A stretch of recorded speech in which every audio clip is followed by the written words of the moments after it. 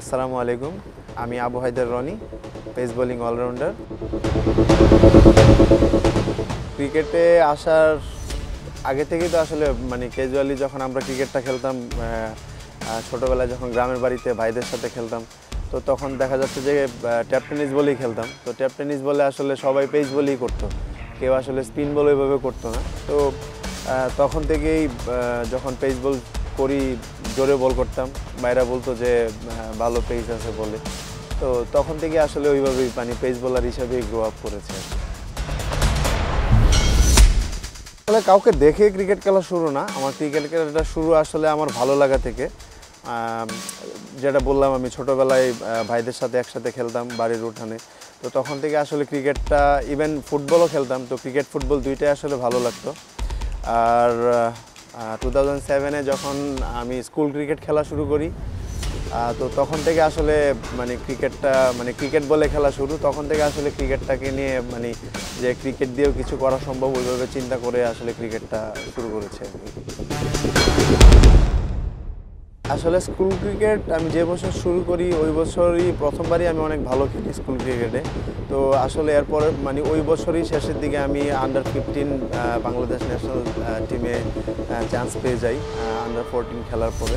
তো আসলে তখন থেকেই যখন আমি আন্ডার 15 ন্যাশনাল টিমে খেলেছি, তখনই আসলে ফ্রেন্ডস ফ্যামিলি বলেন, আশেপাশে যারা ছিল সবাই বলছিল যে আসলে যেহেতু অলরেডি আমি আন্ডার 15-এ খেলে ফেলছি ন্যাশনাল টিমে, তো হোয়াই নট যে সামনের দিকে এটা প্রফেশনালি চিন্তা করে বাংলাদেশ জাতীয় দলেও খেলা যায়।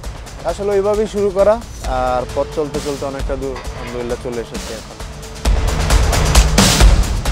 ফার্স্টে তো অবশ্যই যেহেতু স্টুডেন্ট ভালো ছিলাম, সবাই ফ্যামিলি সবাই চাইতো যেন আমি পড়াশোনাটা ওইদিকেই মেইন ফোকাসটা রাখি।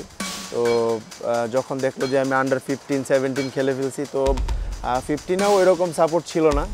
যখন আন্ডার 17 খেলছি ন্যাশনাল টিমে, তখন থেকে আসলে ফ্যামিলি থেকেও ফুল সাপোর্টটা আমি পেয়েছি যে তুমি খেলাধুলা পড়াশোনা দুইটা যদি পাশাপাশি তুমি করতে পারো তাহলে আমাদের কোনো সমস্যা নেই, তুমি করো।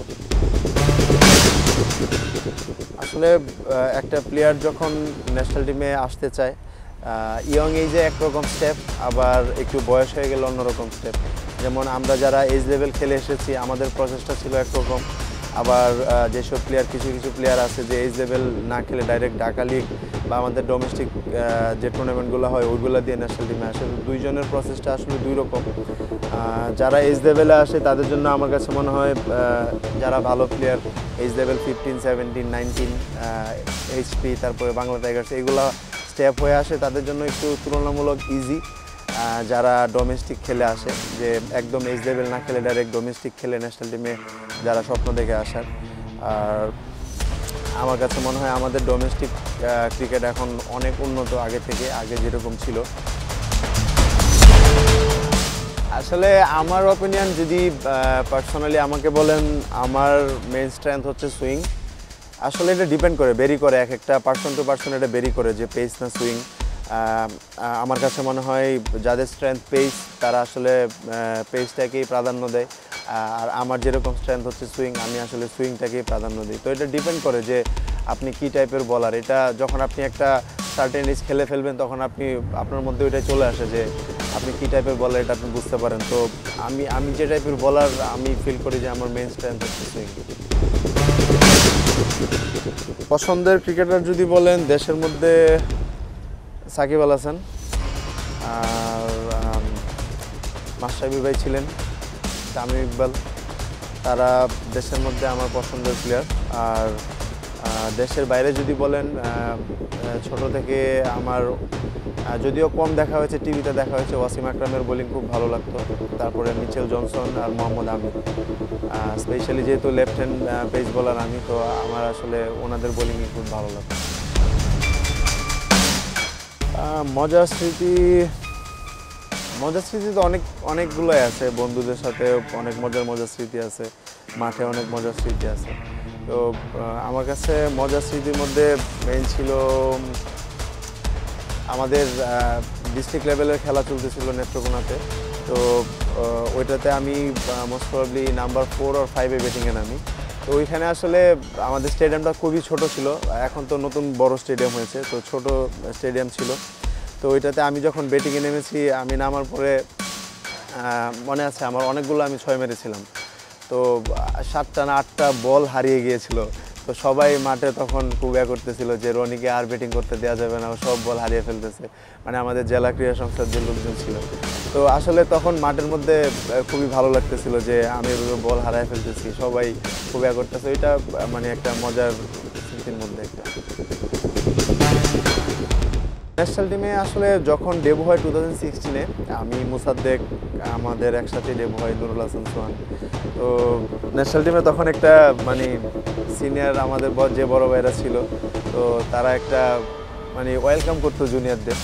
তো ওইটা একটা মজার সিন ছিল, মজার একটা ইনসিডেন্ট ছিল। মানে ওইটার জন্য খুবই টেনশনেও ছিলাম যে সিনিয়র ভাইরা আসলে কি করবে, কিভাবে ওয়েলকাম করবে। তো খুব সুন্দরভাবে তারা আমাদের ওয়েলকাম করে, এটা একটা মজার পার্ট ছিল। তো আসলে কীভাবে ওয়েলকাম করে এটা আমি বলতে পারছি না, বাট ওইটা একটা মজার পার্ট ছিল। অলরাউন্ডার হওয়া আসলে বিষয়টা এত সহজ না, ভেরি টাফ একটা জব। যেহেতু আমি পেস বোলিং করি, পেস বোলিংয়ের পাশাপাশি ব্যাটিংটাকেও আরও এস্টাবলিশ করা, এটা মানে অনেক টাফ, দুইটা দিক থেকেই কন্ট্রিবিউট করা। তো ব্যাটিংটা আসলে ছোটোবেলা থেকে, আমি যেটা বললাম যে ছোটোবেলা থেকে ব্যাটিংটা মানে ভালো করতাম, বাট ওই রকম চিন্তা করি নাই যে ব্যাটসম্যান হবো, ওইভাবে ব্যাটিং করি। তো তখন আসলে স্পেসিফিক কাজ করা, যে জায়গাগুলোয় আমার কাজ করতে হবে ওইগুলোয় কাজ করেছি। তো ইমপ্রুভমেন্টের শেষ নাই, স্টিল আমি এখনও কাজ করছি ব্যাটিং নিয়ে, বোলিংয়ের পাশাপাশি। তো আশা করি যে সামনের দিনগুলোতে আরও ভালো কিছু করতে পারবো বোলিংয়ের পাশাপাশি ব্যাটিং নিয়ে। ক্রিকেট উইথ সামি নিয়ে আমি দেখেছি যে আমাদের অনেক প্লেয়াররাই এটার সাথে যুক্ত আছে, তো তারা খুবই ভালো কাজ করতেছে। আমার ইভেন সামি ভাইয়ের সাথে আমার কথা হয়েছে। তো আমার কাছে মনে হয় যে একটা প্লেয়ারের প্রফেশনাল ক্যারিয়ারে একজন ভালো, মানে আমি বলবো যে বন্ধু, ঠিক আছে, ভালো একজন বন্ধু থাকাটা খুবই ইম্পর্টেন্ট। তো আমার কাছে মনে হয় যে ক্রিকেট উইথ সামির সাথে আমার এই বন্ধুত্বটা হয়েছে। আশা করি আমাদের দুইজনের জার্নিটা খুবই সুন্দর হবে, যেন আমরা ক্রিকেটকে কিছু দিতে পারি, ভালো কিছু দিতে পারি।